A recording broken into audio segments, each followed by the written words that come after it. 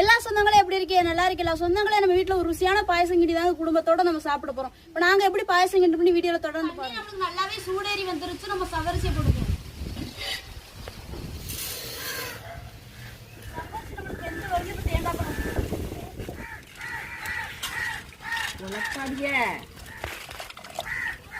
பாயசத்துக்கு தேவையான உப்பு போட்டுக்கிறோம். அப்புறம் பாயசத்துக்கு தேவையான கிரீஸ்மஸ் பழம், முந்திரி பருப்பு, ஏலக்காய், சேமி எல்லாத்தையும் போட்டுக்குவோம்.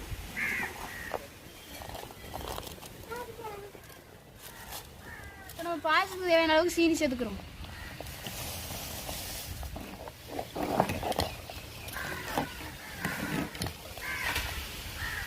பாயசம் இப்போ நம்மளுக்கு ரெடி ஆயிடுச்சுங்க. இறக்கி வச்சு நம்ம குடும்பத்தோட சாப்பிடலாம். நீங்களும் ஒரு நாளைக்கு வாங்க, நம்ம எல்லாரும் சேர்ந்து சாப்பிடுவோம்.